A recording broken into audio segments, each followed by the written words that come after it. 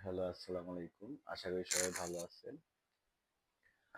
আজকে আপনাদের জন্য একটা নতুন টিপস নিয়ে এসেছি। সেটা হলো যারা নতুন জমি কিনতে চান অথবা ফ্ল্যাট কিনতে চান বা জমির শেয়ার যাই হোক না কেন, যাই কিনতে চান, তাদের ১ম কি করা উচিত বা ১ম কোন বিষয়গুলো মাথায় রেখে ওই জমি, ফ্ল্যাটের শেয়ার বা ফ্ল্যাট কেনা উচিত? আমাদের এই সমাজে বা ঢাকা শহরে মেক্সিমাম মানুষ যেটা ভুল করে সেটা হলো এই ফ্ল্যাট, জমি বা শেয়ার কেনার সময় একটা বড় অ্যামাউন্ট যেমন ৬০ মিনিমাম তো একটা ফ্ল্যাটের দাম ৬০ লাখ, ৭০ লাখ বা ১,০০,০০,০০০ টাকার উপরে হয়ে থাকে। কিন্তু ভুল যেটা হয় সেইগুলা নিয়ে কথা বলবো। তো ১ নাম্বারে আমি যেটা বলব, জমি কেনার ক্ষেত্রে অবশ্যই আপনাদের ৩ টা জিনিস মাথায় রাখা উচিত। সেই ৩ টা জিনিস নিয়ে কথা বলবো এখন। তো আশা করি আপনারা আমার সঙ্গেই থাকবেন। ১ নাম্বারে আপনারা যেটা করবেন সেটা হলো নাম্বার ১ আমি ৩ টা বলবো। Number ১ location. লোকেশন মানে হলো আপনারা যেখানে জমিটা কিনছেন বা ফ্ল্যাট কিনবেন অবশ্যই স্থান নির্ধারণ করবেন। স্থান বলতে কোন স্থানে কিনতেছেন ওই স্থানটা কি আপনার জন্য উপযোগী কিনা।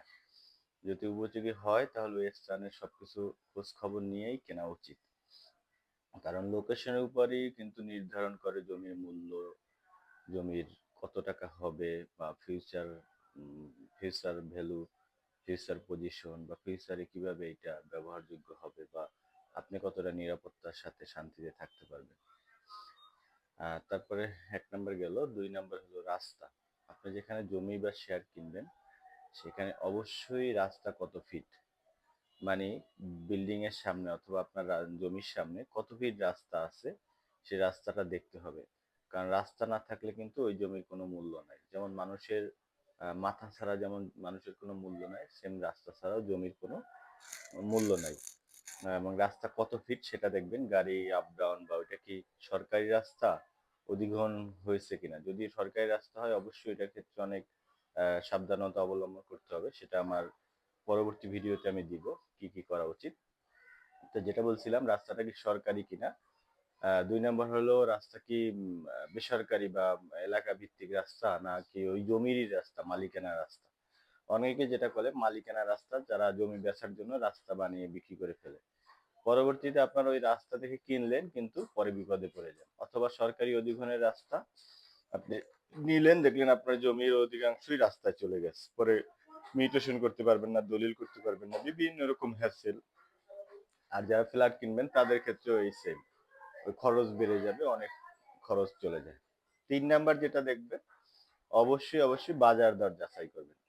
আপনি পরিচিত লোকের কাছে গেলেন ২ জন ৩ জন, ৩ জনের কথা শুনি যে দাম কত? এত টাকা। ৫০ লাখ টাকা বলেই আপনি কিনে ফেললেন, ওরকম না। ওই পরিচিত লোকের বাইরে আশেপাশে যেয়ে আপনি গোয়েন্দাগিরি করবেন। গোয়েন্দাগিরি মানে ওই গোয়েন্দা না। আপনি যে চায়ের দোকানে জিগাবেন, রাতে একবার জিগাবেন, দিনে একবার বা টাইম নিবেন। মূলত হলো ৭-৮ দিন সময় নিবেন। ওই ৭-৮ দিনেই আপনি বাজার দর জানবেন। এবং অবশ্যই তো মৌজা রেট জানবেনই একজন দলিল লেখকের কাছ থেকে। মৌজা রেটটা জেনে নিবেন। কারণ মৌজা রেটের উপরেই তো আপনার সরকারি সকল আ উম আ কি বলে ইনকাম ট্যাক্স বা সকল খরচ নির্ধারণ হবে। ঠিক সেরকম আপনি ওই বাজার দরটাও জেনে নিবেন। ঠিক আছে?